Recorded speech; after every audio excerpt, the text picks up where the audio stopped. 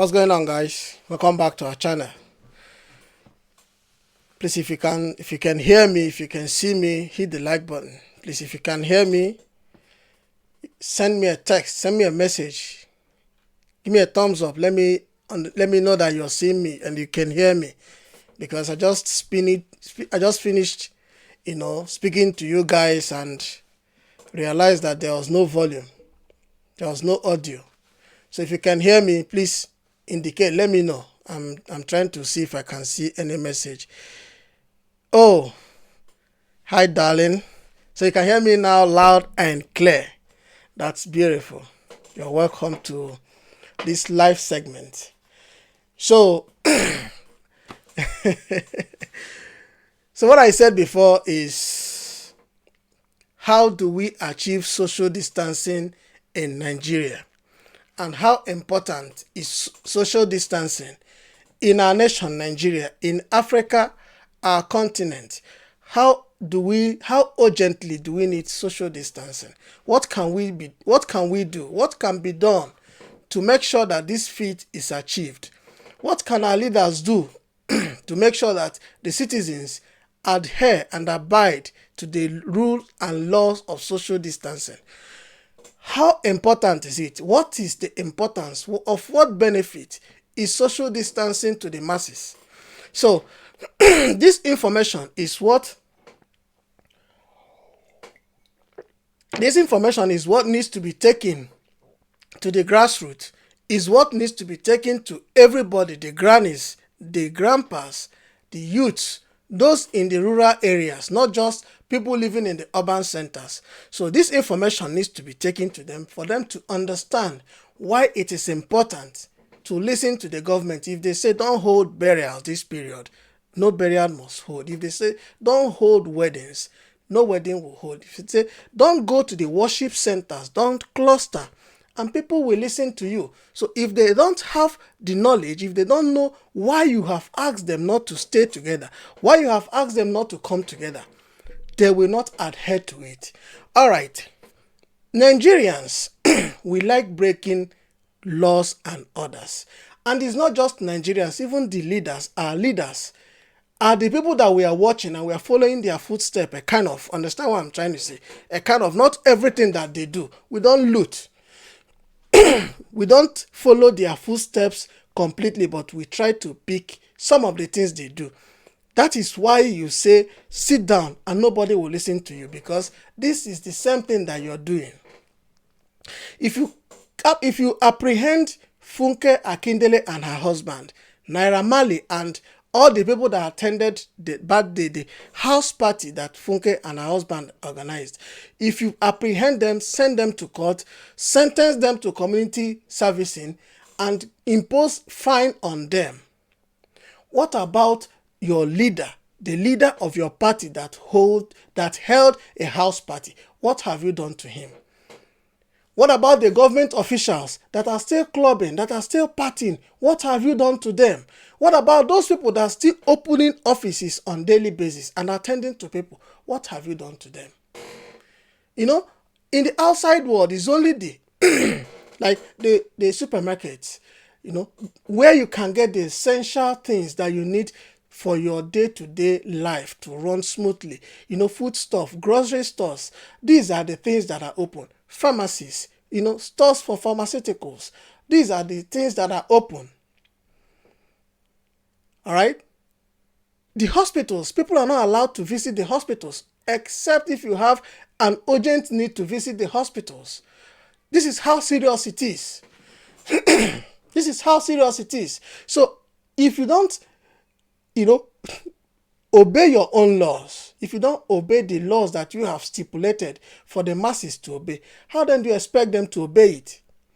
If you, the maker of the law, is breaking it before them, why will you get angry if you see someone going contrary to what you have said? So like I said before, our people don't really understand what this virus is all about. Our people don't understand if it is actually in town or not. They still see it as a fiction, as a story.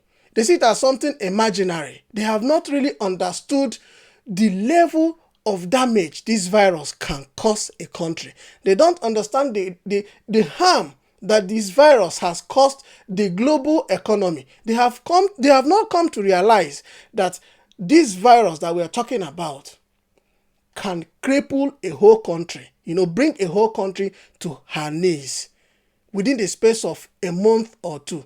They have not realized it, and they don't believe that there is a virus out there destroying lives. So if you have families, if you have friends in Nigeria, in Africa, on your own individually, start giving them lectures. If possible, send them photographs so that they will believe that actually something dangerous is out there. Something dangerous that we cannot see is out there.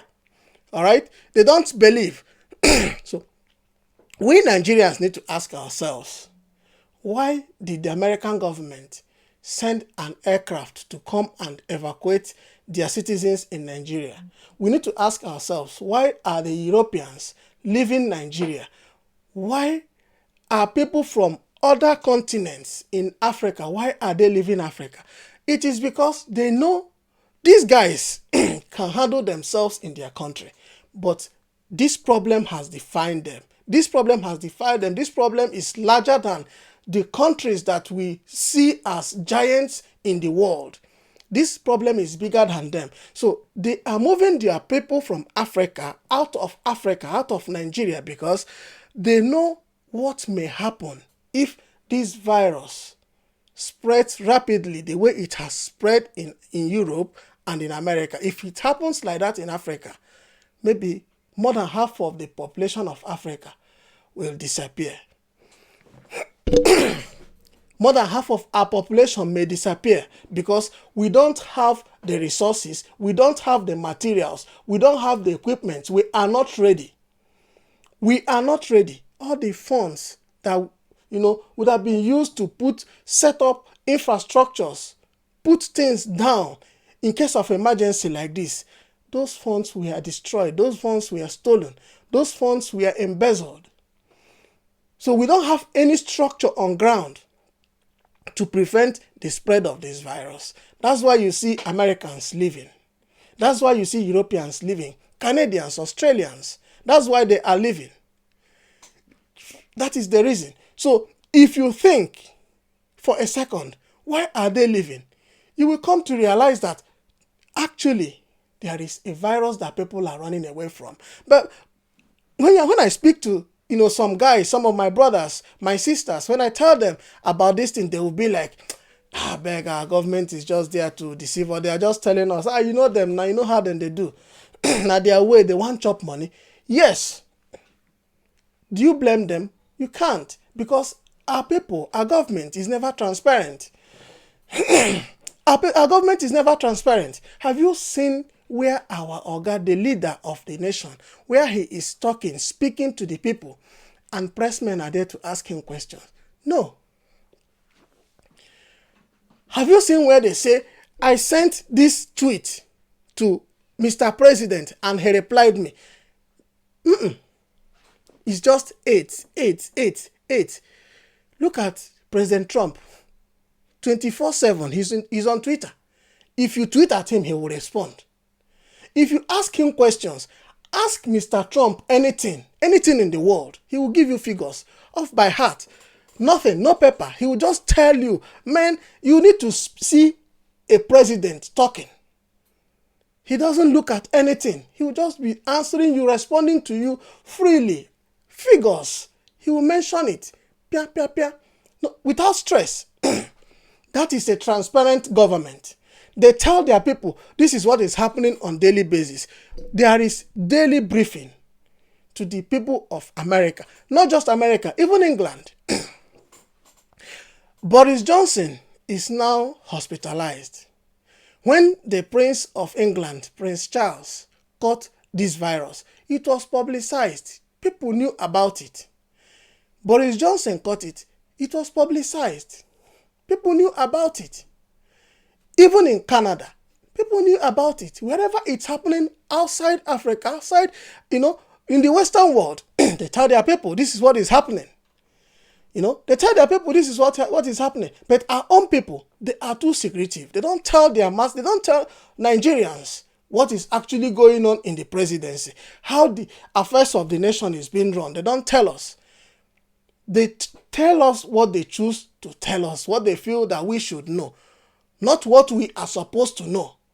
All right? So that's why we don't believe in this government. That's why we don't believe anything they tell us. That's why we don't accept if they ask us to sit at home, because they themselves don't practice what they preach.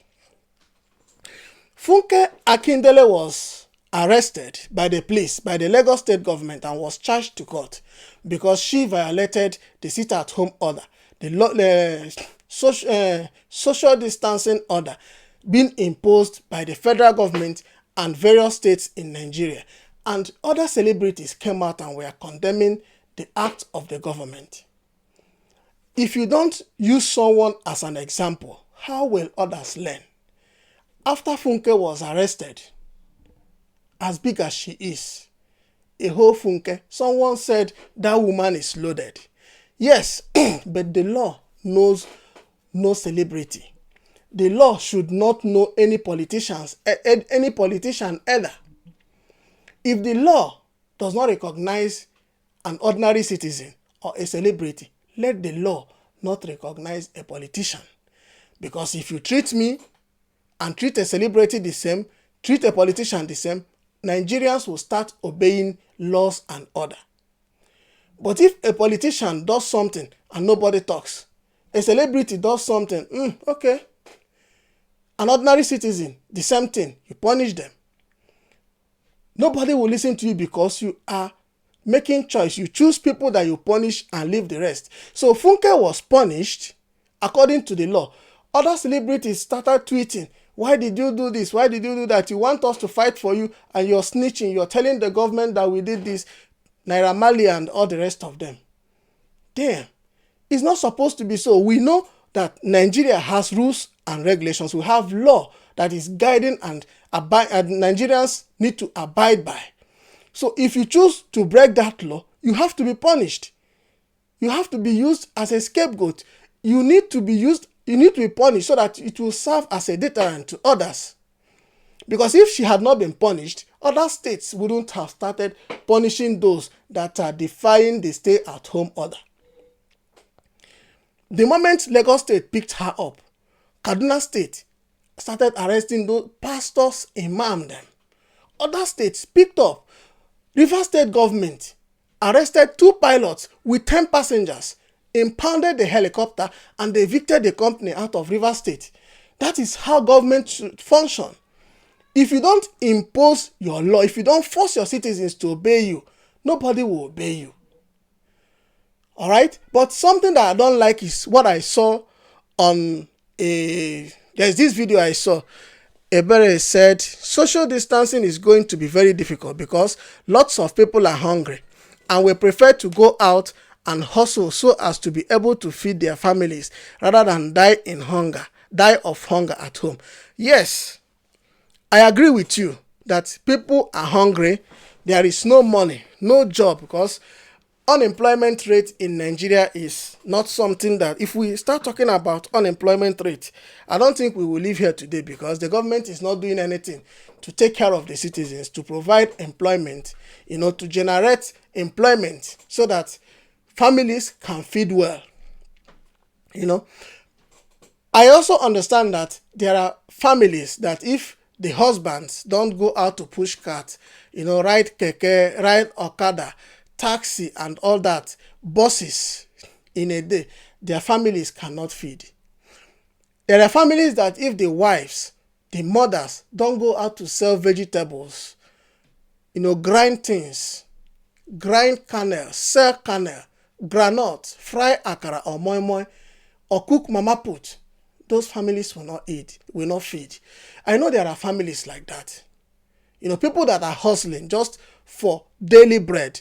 So many of them, because, if you divide Nigeria into 10, just one part is feeding well, the rest are hungry. So I understand all those things. But if they say stay at home, For me, I prefer staying alive. I'm advocating for Nigerians to stay at home and be hungry than go out to look for daily bread and get themselves in the mortuary or get themselves in the ICU. All right? So that's what I'm advocating for. I'm asking them to stay at home, look for whatever. In our localities, there are places where we have these malams that have kiosks where you can get cowbell or amio. Have you forgotten it? No, now cowbell, the sachet one. We have them. A choco something sachet one. We still have them in Nigeria. You buy those things. If you have 5 naira or 10 naira, you can buy one choco milk or something. I don't know. I've forgotten what it's being called. One choco milk or choco milo. Buy cowbell. Mix it together. Take. It has become tea. That one is one. 2. If you have gari, you can soak gari to be alive. Soak gari with granite. You can soak gari with taki, kernel. To be alive, you mustn't go out to look for salad and stuff like that for you to feed well. This is not a time for feeding. It's a time for reflection, sober reflection. It's a time that we sit down, think about our lives, think about ourselves, ask ourselves questions. Because what we are seeing today is something that I, for one, I've never seen or imagined that I will see in my entire life. What we are seeing today, the lifestyle that we have come to see, that you cannot shake somebody anymore. You can't come close to somebody while speaking to the person. You can't touch where another person touched. You'll be scared. So this is a time for sober reflection, a time for us to try to define ourselves, redefine ourselves, discover ourselves, ask ourselves, who are we? Why are we here? Ask ourselves, why is this thing happening to us? What can be done? This lifestyle that we are seeing today, has it come to stay? Maybe it has come to stay. For a while, it will continue like this. So that's why the people need to understand that sit at home. Social distancing is very important. So why is the government not sharing the money that was donated for this cause? Well, sharing of money is another problem with our nation. I don't see the government sharing that money to anybody. I don't see them sharing that money. The only thing they will tell us is how much that they have spent. We're not going to ask them for the receipt or show us evidence of what they spent the money on. We're not going to ask them any of that. They will tell us. They can only publish it. Maybe they will send one woman or a man to come and address the public. Tell them we have spent 20 trillion. I remember the last time I checked, the CBN said the money stood at 15 billion naira. So 15 billion.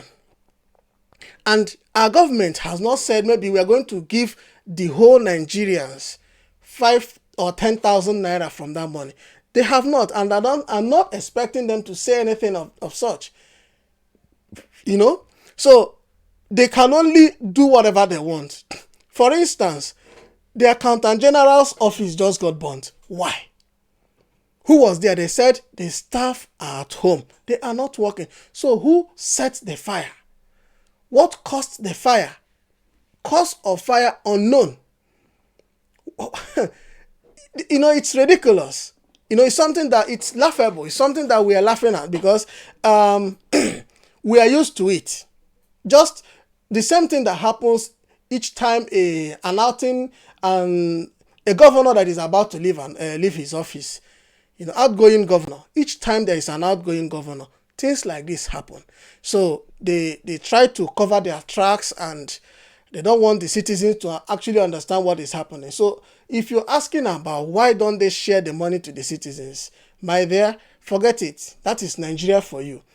That is Nigeria. They prefer you staying at home, lie on your stomach, eat the agoro. That's actually what they are telling us. Because the government cannot provide for everybody. They said the social distancing relief, pala, whatever they call it, they are giving it to the north. They have according to them, that they are giving to the poor amongst the poor. So in your community, there are poor people and there are also poor amongst the poor. So these are the people they are giving. But I don't know how they categorize us. I don't know the criteria. I don't know the things that they used to quantify. They used to qualify someone to be a poor amongst the poor. I don't know the points. I don't know what they are using to measure us, what measures they are putting down for somebody to fulfill, to now qualify, for being a poor amongst the poor. When the World Bank, they have told us that Nigeria is the headquarter of poverty in the whole world. Globally, Nigeria is number one. We overtook India to become the poorest nation. Our people are hungry and the government is not doing anything. So they are not going to give us money. They said they are sharing rice seized by the customs. I don't know whom they have given. I saw on internet, there is a video someone recorded. They gave 4 apartments. 3 loaves of bread. So what will 3 loaves of bread do for an apartment, not to talk about 4 apartments? So that's Nigeria for you. So what I'm saying in essence is this. Our people refuse to understand. They don't actually source for information. They don't go for information. They don't read. But on daily basis, they are online. Go on Facebook, you see different types of posts by Nigerians. Go on Instagram, they are posting on per minute. Go on Twitter, it's per second. They are tweeting. And they are tweeting things that are not beneficial to anybody. So, but they find it difficult to source for information, to understand what is actually happening outside Nigeria and outside their environment.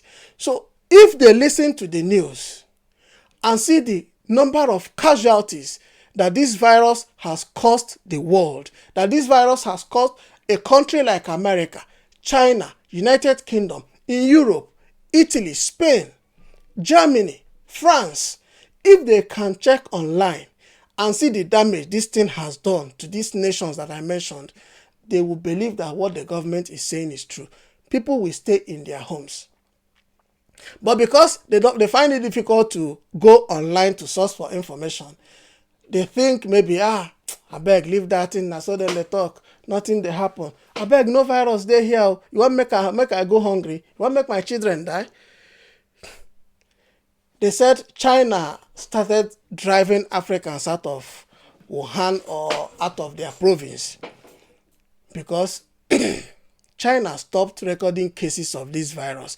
We all know that it started from Wuhan, but they stopped recording new cases. Our people, what made them leave Africa for China now that the world is facing a global problem?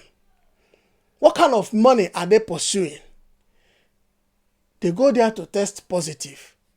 Now that they have tested positive, China started driving them away. We thought at first people were like, Chinese people are being racial. But they said, don't bring this thing back to us. Don't bring it back to them, because if you have traveled, anyone with travel history, 14 days back, they're checking everyone with travel history for 14 days back. If you have that history, they will check you. They say, don't bring this virus back to our community. Don't bring it back to our community. So people die in droves on daily basis. At times, 400, 500 burials a day. So if Nigerians can really get these informations and understand that actually there is something big out there destroying lives, destroying economy, destroying countries. Look at America. A country as great as America is running helter-skelter to see how they can cope the spread of the virus. Europe, the same thing. United Kingdom, the same thing. Everywhere. So unless they believe that something is actually going on, unless they believe, that is the only time that, this thing will stop. But if they don't, I'm sorry, a lot of things may go wrong in Nigeria. And why the Europeans and Americans came to evacuate their people is because they know that if this virus starts killing in Nigeria,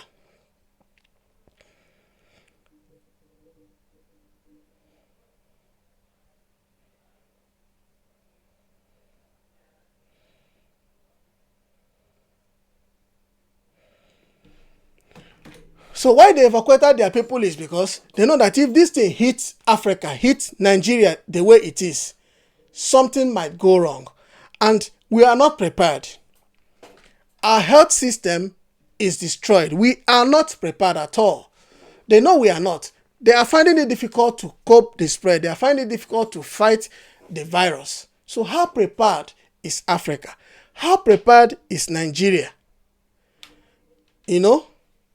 How prepared are we? So that is the problem. That is the problem. How prepared are we? So they all know that we are not prepared. That's why they came to evacuate their people from Nigeria. So if only our people can ask themselves this question, ask themselves, why did Americans come? Because the number of people being affected by Nigeria is very low. The number of people affected, the number of cases being recorded on daily basis in Nigeria is very low compared to what is happening in other countries. You know? You understand? So what is happening in Niger is not, you can't compare it to what is happening outside Nigeria, in Europe and America. But they've come to pick their people. So if we can ask ourselves, why? Why did this happen? That is why I said it's time for us to sit and think and reflect. Because if we are thinking, if we are having quiet time and try to find out why is this thing happening, you know, your thought will go wide. You will think about a lot of things. You will imagine. You will start, like, ideas will start coming into your mind. You know, your brain will open. You will understand so many things. So that's why we need to think. We need to sit down. We need to stay at home. All right. So another point I want to share is this. If you can avoid public transportation at the moment, please do. This is not the time for public transportation. If you can avoid it, avoid public transportation. If you have your personal car, there is no problem. If you don't have your personal car, please trek, walk around. If you don't have any genuine reason to leave your house, don't leave your house. Stay indoors. Okay? Stay indoors. Our government, please try to be transparent. Mr. Trump and other nation leaders, they give their citizens daily account. They give them briefings. They brief the nation, their nations, about what has happened for that day, the plans they have for the day, or the plans that they are going to put in place. They are trying to put in place, they are formulating to safeguard the nation, safeguard the lives of the citizens. Why is our own case different? Why will an aide of the president come out to tell us that the president's style is not to give briefing and give speeches and stuff like that? Unless we beg, unless we ask questions, why is the president not talking to us? Why is it difficult for him to give speeches? Then they will record something and play for us to watch. You know, they need to organize it in a way that the press will be there, how it is being done. If we say we are practicing democracy, let's practice democracy to the core. Let the press be there. The media, let them be there. Let the media be there to ask the president questions. Let the president explain some things to us. Have you listened to Mr. Trump talk to the Americans? Have you listened to Mr. Trump give figures, mention figures off by heart? No matter the question you throw at that man, he has the answer. No matter the question, is it the military? Is it the healthcare? All the sectors of life. Ask him questions and he will give you figures without thinking, without blinking an eye. That is what a president should do. A president should not allow his aides to be talking. We did not elect them. They are there to run errands for him. So, if only our government can be transparent enough and start telling us what is happening, How can a country's chief of staff to the president, fall sick? And we are asking, where is he? This one will tell us he's in Lagos. The other one will say he's in Abuja. Somebody will tell us this is where I saw him, abroad. And they're telling us not to leave Nigeria. Don't leave your home. When they were asked to fix our hospitals, they refused. Fix the roads, they refused. Take care of the education sector, they refused. And they're now importing doctors to come and treat Nigerians. So this is the problem. If the people can stand up and tell them, please, enough is enough. We want transparency. We want good governance. We want to know what is happening in the country on a daily basis. Our leaders will change.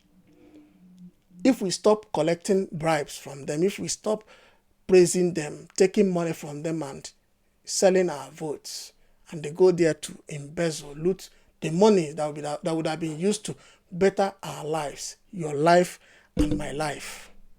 They embezzle them and give us peanuts. We have no money, we have no job, we have no food. And they now give the food that they claim they are sharing to people to those they like. Senate president criticized how the sharing of the money and the food, how it's been done. The Speaker of the Federal House criticized the same thing. They come out to say they are trying to politicize it. That's why they are criticizing the scheme. That they are sharing formula. They are criticizing because they want to, impose a list on them. The Speaker has his own list, while the Senate President is coming up with his own list. But we know that this is their system. So I'm not surprised to hear that. So I know it's their system. If federal commission, or what do they call it, if they release lots for employment for states, they will share it amongst themselves. They will share the whole slot. We can only see the publication on newspaper. If you write 100 applications, you're wasting your time. They have given it to those that are related to them. Before the slots will even get to the states, those in Abuja have finished everything. They must have finished the slots. They fix their own people. Then we, the ordinary citizens, that we don't have anyone in Abuja, nobody will employ us. So that is the problem of Nigeria. So if you have not understood how things work, if you're expecting them to do more for you, start protecting yourself, protect your family, protect those around you, protect your environment. Life is important. Ndubisi is only someone that is alive that eats.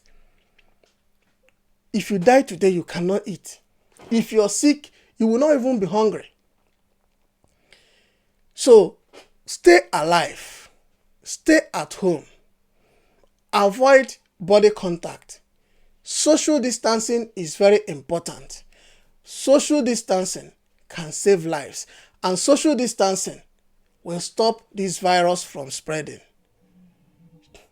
So keep to it, abide by the rules and regulations of the government, obey the laws of the land.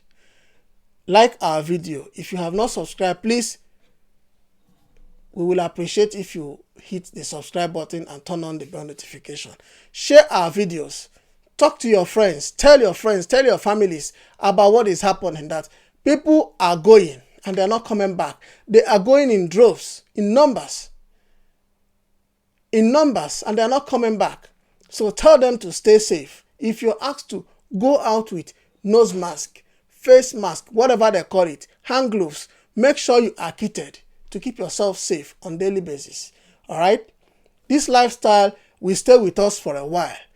Those that are telling us it will end by 25th of May, it will end by 25th of April, we are not God. We don't know. It's only God that knows when this lifestyle will change, when we are going to start living our normal life. The time that I will see you, I will say, oh boy, what's up? I will shake you. The time I will see someone I know, maybe a female or a male, I'll be like, hey, long time, how are you doing? I'll give peck. Nobody knows when that time will come back again. So for the time being, let's stay with what we have. Let's try to keep ourselves safe. Let's try it as much as we can, all right, to safeguard our lives. I know we cannot save our lives. It's only God that can save our lives. But our best, let's do it. Let's try our best and leave the rest for God. We know that there's no way this thing will walk from wherever it is and come and meet you in your house and kill you. It's not possible. It's only when you come in contact with it. That's why they say social distancing is important. Social distancing is key. Social distancing is very, very important and beneficial to you and I. Like this video, subscribe, share with your friends and family. I will see you guys in the next video. Peace.